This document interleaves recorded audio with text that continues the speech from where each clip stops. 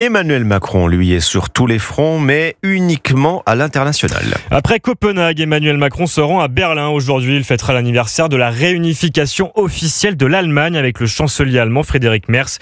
Il évoquera avec son homologue la défense du continent européen face à la Russie. Mais le président français veut s'attaquer frontalement au narcotrafic. Emmanuel Macron a trouvé une alliée en la personne de Giorgia Meloni, chef du gouvernement italien. Jacques Sauret.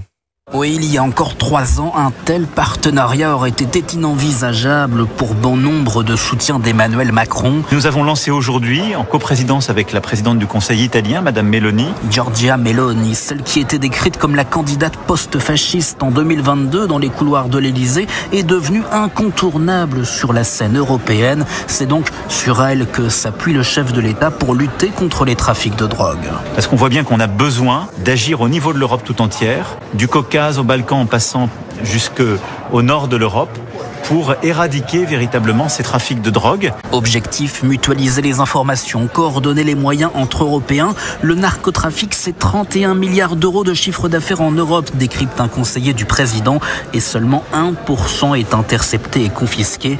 Face à cette explosion du marché des stupéfiants, peu importe donc les étiquettes politiques, et signe que Giorgia Meloni n'est plus un repoussoir pour personne à l'échelle européenne, 35 chefs d'État ont approuvé l'initiative franco-italienne.